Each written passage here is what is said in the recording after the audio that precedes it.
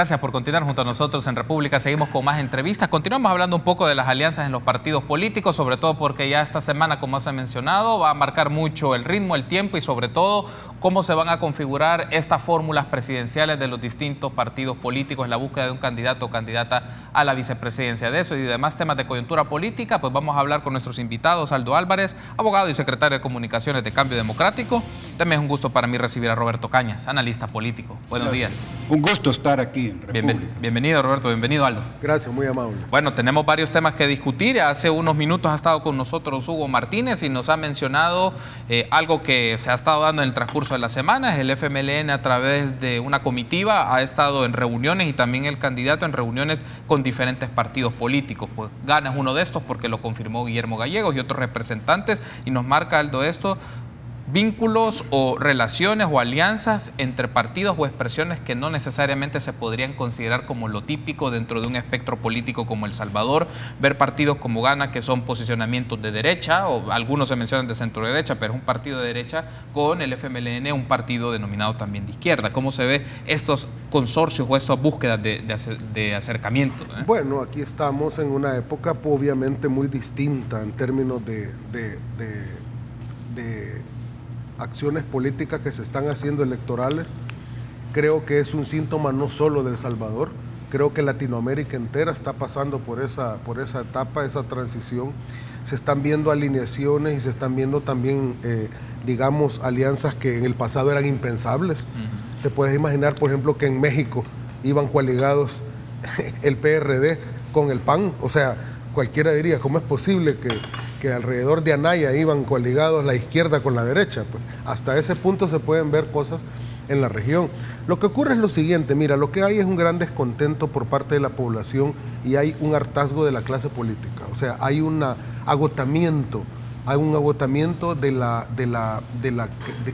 digamos, de esa fe que la gente le podía tener al estamento político, y eso está haciendo de que las fuerzas políticas empiecen a buscar de alguna manera unir esfuerzos para poder pasar a una etapa postideológica. Yo le llamo esto la etapa postideológica, y no estoy con esto diciendo que la ideología no es importante ni fundamental, pero pasar a una etapa postideológica a donde se puedan crear esas sinergias para poder superar, digamos, escollos electorales, pero producto de que hay una gran desconfianza de la gente de la ideología per se, porque en el pasado la gente, lastimosamente, porque no se le dio solución a los grandes problemas que ha planteado históricamente, desconfía del sistema político, pero desconfía del sistema político y desconfía de las ideologías también. ¿Por qué? Porque en el pasado se vendió la ideología como el estandarte de las fuerzas que históricamente no le dieron solución a los problemas de los ciudadanos, y entonces los ciudadanos ahora hacen una asimilación entre falta de solución, corrupción, gran descalabro del sistema partidario político, lo ven asimilado con la propia ideología. Entonces, ¿qué es lo que está pasando? La gente ya no confía en la propuesta ideológica como una propuesta aceptable para poder resolverle los problemas. Entonces, ¿qué hacen los políticos tradicionales? Bueno, entonces veo cómo me alío con quien me pueda aliar para poder ganar, sin importar cuál es su propuesta ideológica, con tal de que me lleve a tener un caudal de votos tal que me pueda tener oportunidad en las elecciones. Hay un asunto aquí que Aldo ha mencionado, Roberto, y tener tu apreciación sobre esto: la lógica de las ideologías, o por lo menos los candidatos, candidatas, los partidos se quieren ir separando de utilizar el término ideológico para efectos de moverse a un electorado más amplio, pero en el fondo sus actividades, sus decisiones tienen ciertos intereses. Pero ¿cómo se lee esto también de que los partidos quieran o pretendan desmarcarse de utilizar el término, la palabra ideología dentro de sus discursos para efectos de llegar a un elector más amplio y que eso le puede generar simpatías? ¿Cómo lo ves? Bueno, hay que ir más allá de lo aparencial.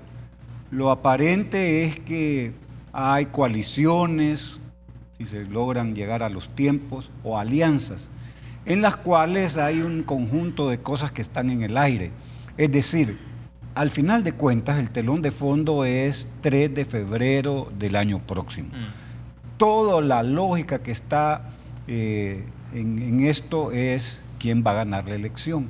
Si Arena, si el FMLN, si Bukele pensaran que ellos solos pueden ganar en primera vuelta, ¿qué sentido tendría que estos partidos buscaran coaliciones o alianzas.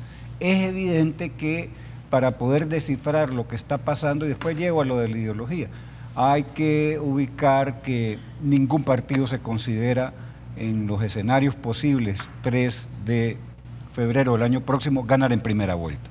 Entonces, por eso es que hacen cuentas alegres. Por ejemplo, Arena dice, nuestro techo ha sido 1.300.000.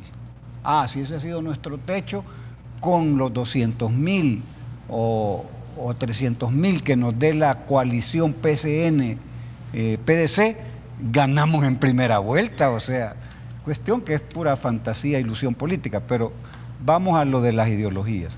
Es decir, otro elemento que está atrás, hay mucho malestar, hay mucho descontento, hay mucho hartazgo de la población en relación, y desilusión también. La decepción es enorme en relación al desempeño político de los dos partidos más grandes. Entonces, esa decepción, ese malestar, ese maltrato que han tenido los ciudadanos puede tener varios caminos que no están signados por lo ideológico. Muchos se van a ausentar. Yo considero que en la próxima elección el nivel de abstencionismo va a ser alto. Pero más allá de eso, habrá elección y habrá ganador, que será determinado por la capacidad que tengan las fuerzas políticas en presencia de hacer coaliciones o alianzas.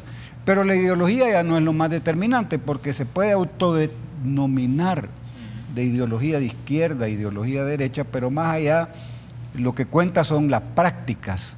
Y cuando hay un partido que se autodenomina de izquierda y está planteando zonas económicas especiales, está planteando expresiones que no son precisamente modalidades de carácter de izquierda, entonces uno se pregunta. Entonces yo creo que para el electorado que va a participar, que no va a ser en cantidades extraordinariamente altas, lo que va a pesar es en qué medida este candidato me puede ayudar a mí a resolver mis problemas de todos los días. Y si encuentra eso, además hay una cantidad de voto indeciso que habría que ver cómo se va a inclinar al último momento.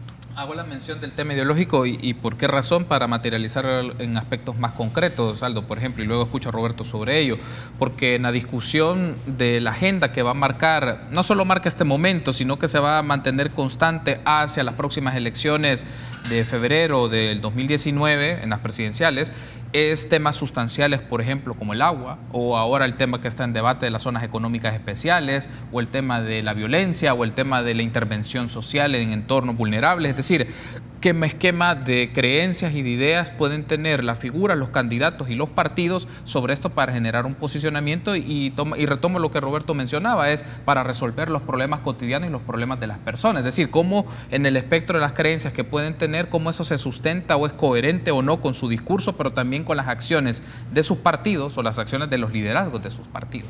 Es que cuando yo te describí el escenario que te mencioné, no estoy minimizando ni por cerca la importancia de la ideología per se. Lo que yo te estoy describiendo es lo que está sucediendo, que la mayoría de la población, y también tiene que ver, lastimosamente, tiene que ver con poca formación académica que tiene la población, producto de que no se le ha dado la educación correcta durante muchos años, porque aquí no ha habido una educación de calidad. La ideología tiene un papel fundamental. ¿Y por qué crees que en la cuestión, por ejemplo, en el problema del agua hay posiciones tan antagónicas de parte y parte?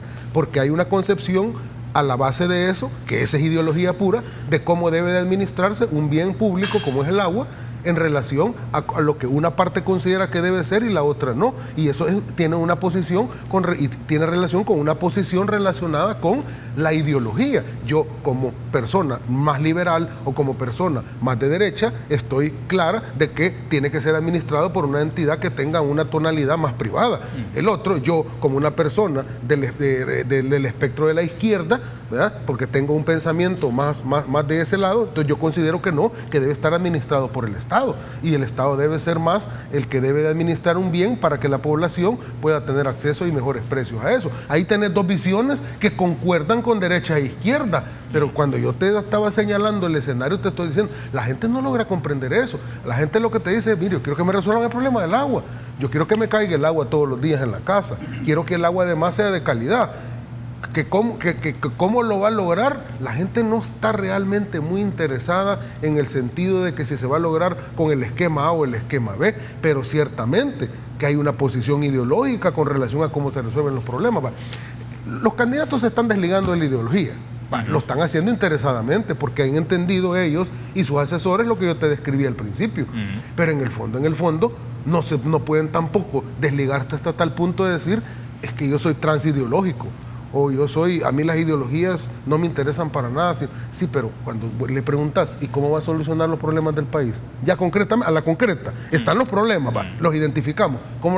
Mi solución va a ser esta y esta. Ajá, y A, B, C, ¿con qué concuerdan? ¿Con una visión de alguien que piensa que tiene que ser más el aparataje privado el que lo resuelva, o A, B y C con una solución que concuerde con que deba ser más el Estado el que intervenga?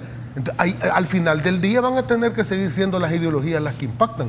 ¿Quién le va a hacer el programa de gobierno, por ejemplo, al candidato Hugo Martínez que acabas de tener aquí hace un rato? Ya se anunció que va a ser Gerson y un equipo, Gerson Martínez. ¿Quién le va a hacer el programa final de gobierno a Carlos Calleja? Me imagino que va a ser un equipo nombrado por él, que no me cabe duda que va a tener un pensamiento más hacia la derecha, y el programa de gobierno va a ir orientado a ese punto.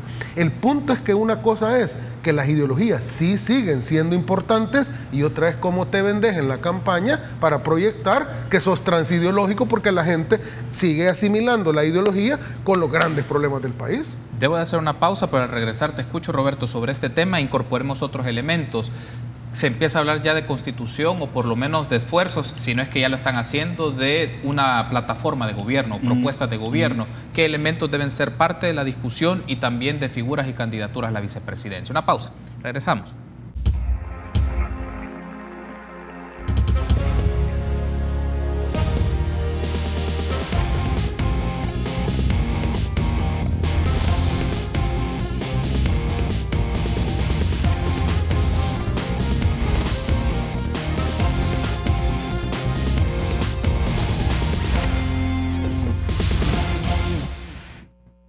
Gracias por seguir junto a nosotros en República. Continuamos platicando sobre coyuntura política, alianzas de partidos políticos, figuras que pueden sonar para la vicepresidencia o candidaturas a la vicepresidencia de los distintos partidos políticos, con Aldo Álvarez y con Roberto Cañas. Tenemos pendiente tu reacción, Roberto, sobre esto, e incorpora el tema de las candidaturas a la vicepresidencia. Hablábamos en el bloque anterior de esquemas más ideológicos o de nociones con las cuales pueden marcar a los candidatos o las apuestas de los candidatos, pero también en la presentación de figuras y candidaturas a la vicepresidencia hay un reflejo de respaldo a ciertas ideas, a ciertos grupos, pero también a ciertos intereses que pueden hacer estos consorcios o estas alianzas que se materialicen en las fórmulas. A ver, ¿cuál es la ecuación que te permite ganar una elección?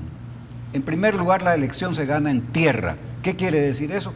Que si no tienes una maquinaria electoral asentada en los barrios, en las colonias, en los cantones, que te mueva a los votantes, es mentira.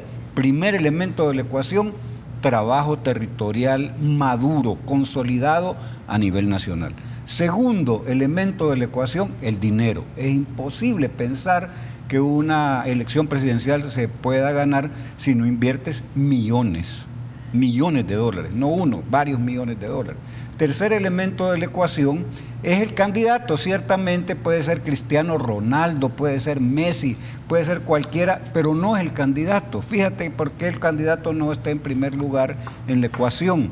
Cuando Sánchez Serén era candidato en la elección anterior, en Arena decían que cualquiera de Arena le podía ganar, entonces no es determinante en última instancia el candidato, pero van tres elementos de la ecuación: desarrollo territorial, dinero, candidato, el programa. Ciertamente el programa, para los que tenemos un voto racional, importa. Es decir, yo no voy a dejarme ir porque si es simpático o no, o me cae bien o no el candidato. Yo quiero ver qué propone, cuánto cuesta eso que propone y de dónde va a sacar el dinero para hacerlo. Si a mí no me explica eso, yo no le puedo creer de las promesas de candidato en campaña, pero el programa también tiene un rol importante. Entonces, el candidato a la vicepresidencia, dentro de esa ecuación, va en las últimas partes. Ciertamente, si uno tiene sentido de marketing político, uno va a buscar algo que sume o que multiplique, mejor todavía, a alguien que pueda ir más allá de la capacidad que tiene el partido per se de ganar votos. Puede ser alguien que ideológicamente esté diferenciado, pero mueve a un sector que de otra forma no votaría por ese partido, o es una personalidad que ella en sí misma mueve gente, tiene una, digamos, una catadura, un prestigio personal muy grande. Eso se podría buscar. Entonces, no es lo más determinante ni la candidata o candidato a la vicepresidencia, ni siquiera el programa, aunque a mí me parezca chocante que el programa no sea lo determinante, sino que el candidato.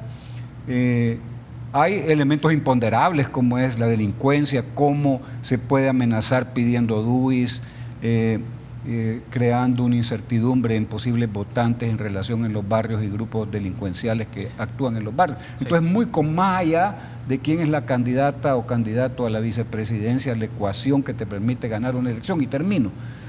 Hay una enorme cantidad, ya lo dije, de voto indeciso, que ese va a inclinarse su intención de voto de cómo sea la situación del país una semana antes. Si todo está caro, si no hay empleo, si hay un incremento de la delincuencia, va a haber voto de castigo, y ahí vamos a que es muy complicado pues para el partido oficial lidiar con todos estos elementos. Hay un aspecto aquí que quiero incorporar, Roberto, y escuchar algo sobre esto. Si ya empezamos a materializar en 3 expresiones partidarias o 3 expresiones de candidaturas, que 2 de estas ya están definidas y una que está también en proceso de, Aldo, me gustaría escucharte sobre esto, figuras o candidatos a la vicepresidencia. Primero, el caso de Arena, está el caso del FMLN y también está el caso de, Cambio Democrático y Nuevas Ideas. ¿Cómo se hace esa lectura de estos 3 perfiles o de cómo está el entorno hacia las candidaturas a la vicepresidencia de estas 3 propuestas? Bueno, mira, las candidaturas a la vicepresidencia en términos generales, ahora las estamos viendo como candidaturas que las están manejando como no, o al menos así se proyectan públicamente, como no partidarias. O sea, no del partido de donde proviene el candidato a presidente. Históricamente, tú te recordarás, el FMLN jamás había negociado su candidatura a la vicepresidencia. Siempre era su fórmula del partido, y si alguien se sumaba o hacía alianzas con ellos o coalición, era con la fórmula del partido. Ahora, han tenido tantos problemas, se desplomaron tanto en las elecciones pasadas del 4 de marzo, y miran que la cuestión está tan compleja para poder remontar hasta llegar a un nivel de votación tal que puedan lograr seguir en la presidencia, que han tenido que ceder por primera vez y decir, no, es que ahora el candidato a vicepresidente probablemente tendrá que ser de afuera. Puede ser de otro partido con el que logremos entendimiento, puede ser incluso movimientos. Ahora escuchaba que en tu programa estaba mencionando el candidato que puede ser hasta de los hermanos en el exterior. Entonces, ¿por qué? Precisamente porque ya se dieron cuenta que dentro de su nicho partidario, la fórmula exclusiva de presidente y vicepresidente no le da lo suficiente como para poder remontar. Lo mismo creo que se está planteando en Arena, porque he escuchado yo por ahí que se dice, no, mira, creo que va a venir por el lado del PCN, por ejemplo, ¿verdad? Porque vamos a hacer coalición con el PCN, que prácticamente ya es algo cantado y hablado, y probablemente pueda él hacer una propuesta, ¿verdad? No, podría hacer otra cosa, pero hasta este día lo que formalmente se ha anunciado es que puede hacer por ahí. Entonces, ¿qué pasa con el lado de Nayib Bukele? Y Nuevas Ideas, que entiendo yo que ya prácticamente está en las últimas de cambio para que lo inscriban y se va a convertir en partido. ¿Qué va a pasar también? Lo mismo probablemente, que tenga la intencionalidad de, con aliados, ¿verdad? No necesariamente que provenga del propio partido, pero a lo mejor sí proviene del partido, ¿verdad? Buscar que la fórmula sea fuera de Nuevas Ideas, pero que de alguna manera complemente. O sea, creo que todos están buscando una complementariedad. Tal vez el FMLN no tanto, pero por el lado de Callejas, creo yo, y de Bukele, sí están buscando una complementariedad. ¿A qué me refiero con esto? Poder llegar a otros ámbitos, a otros nichos de votantes que a lo mejor, según han analizado el propio candidato, no logre llegar por sus cualidades personales, ¿verdad? Pero que con una fórmula complementaria sí se pueda llegar, a que es lo que le aducen a las debilidades de Carlos Callejas, por ejemplo, que en la cuestión de la expresión oral, la construcción a veces de las ideas un poco complejas a la hora de expresarse, la cuestión del debate, la cuestión de debatir, tal vez las credenciales académicas no tan amplias pues como se esperaría. Entonces, a lo mejor una fórmula que le complemente eso podría ser la cuestión de género, ¿verdad? Podría ser la diferencia. Lo mismo creo que va a pasar del lado de Nayib Bukele. Creo que la complementariedad es lo que se va a imponer. Y esto tiene lógica, pero no pensemos tampoco que la complementariedad va a llegar a romper con lo que planteábamos al principio, con la cuestión de esta transideología en términos de resolverle los problemas al país y plantearle a la gente que tenemos las soluciones, ¿verdad? Pero las soluciones no están amarradas con cuestiones ideológicas. Pueden ser, si es de derecha la vamos a implementar si funciona, y si es de izquierda pero funciona la vamos a implementar también, ¿verdad? Creo que por ahí va la cosa de la vicepresidencia. Debo de hacer una pausa, pero al regresar te escucho, Roberto. ¿Cuál es tu apreciación sobre esta lectura de 3 propuestas o de 3 perfiles de candidatos? ¿Y quién podría complementar más que quién es? ¿Cómo se conformaría esta fórmula? Regresamos.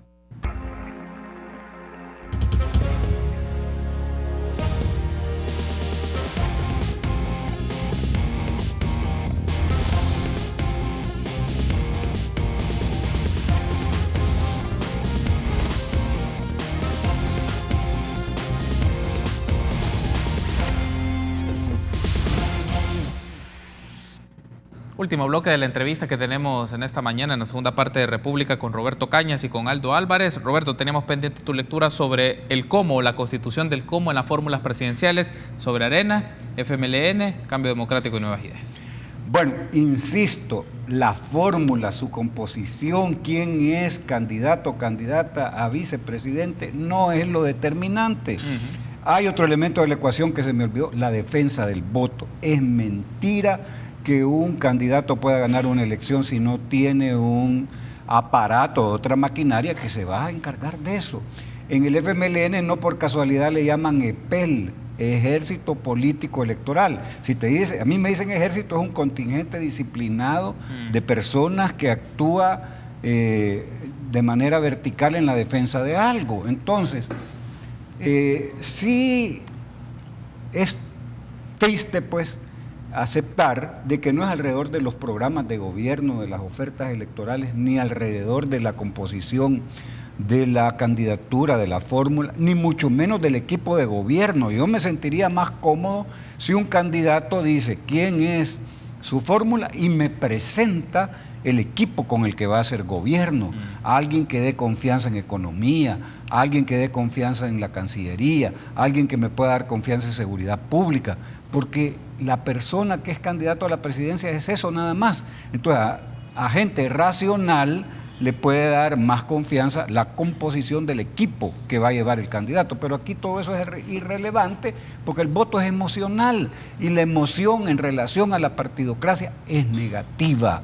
Hay un hartazgo de la población en relación a los partidos tradicionales, hay malestar, hay decepción y eso es lo sobredeterminante. El voto es emocional, no es racional. Por eso la racionalidad no domina en términos de quién es la fórmula con la que se va a complementar la candidatura. No es lo más importante. Va a tener su tiempo aquí ahora, vamos a ver cuánto dura en la agenda informativa, pero muy rápido va a pasar de la atención que se le pueda dar en términos mediáticos. Eso, las redes sociales, otro elemento que va a determinar mucho el comportamiento de sectores que son consumidores de lo que se dice en redes sociales. Pues así que yo diría que sí tiene su importancia. Obviamente uno no puede ponerse en una posición de que no sirve de nada la candidatura a la vicepresidencia. Serviría más el programa, serviría más que me presenten el equipo de gobierno, que yo pueda decir, estoy cierto de que este caballero o esta señora tiene acumulada una experiencia, tiene méritos, tiene competencias para ser ministra o ministro de Economía. Y digo, pues sí, esta persona sí. Un asunto que quiero aprovechar y les pongo en la discusión, Aldo, es, bueno, ¿escuchamos o tenemos alguna certeza o por lo menos indicios de por dónde quieren llevar el rumbo del país las distintas propuestas o por lo menos los candidatos? Es decir, ¿por dónde? Porque los temas están y como coincido con Roberto, va a pasar la dinámica de esto tras las elecciones. y pues obviamente se va a tener un ganador en este caso, pero el punto es desde antes saber por dónde quieren llevar el país o por qué líneas estratégicas quieren dar el desarrollo de este país en los ámbitos económicos, sociales, políticos, en el tema ambiental. Es decir, hay una diversidad de temas, pero en este momento solo escuchamos frases o aspectos que son muy generalistas y no permiten identificar qué realmente quieren o se pretende hacer sobre estos problemas del país. Yo creo que el reto más importante de todos los candidatos es dejar claro a la población de una manera más allá de cualquier duda cuál es el rumbo realmente que visionan para el país en términos de reforma del Estado, en términos de reforma política, en términos de reforma económica, en términos de seguridad pública, en términos de justicia social, etcétera, etcétera. O sea, en realidad el diagnóstico del país que tenemos versus la proyección del país que se necesita o se quiere, que queremos. O sea, el diagnóstico puede estar muy bien, supongamos que lo han hecho bien el diagnóstico, pero ¿cuál es la proyección del país que queremos de aquí a 5, 10? Porque esto tiene que trascender un quinquenio. El gran problema que hemos tenido históricamente es que aquí se quiere cerrar siempre la cuestión en el quinquenio del que va a gobernar y no nos hace ver más allá de la montaña hacia un periodo más largo que pudiéramos llamar histórico en términos de desarrollo de país. O sea, el país lo que necesita, dejémonos de cuentos chinos, el país lo que necesita es desarrollarse. O sea, eso es lo que el país necesita, volverse un país desarrollado, pero con desarrollo humano sostenible. Eso es lo que necesita este país. Entonces, los candidatos que no logren de alguna manera vender esa idea, ese proyecto, lo que estarán entonces diciendo a la población es, no, es que yo quiero llegar al poder por poder, porque es bien buena onda tener poder, por decir algo, ¿no? Entonces, se critica mucho, por ejemplo, que el candidato Nayib Bukele, lo he visto en varios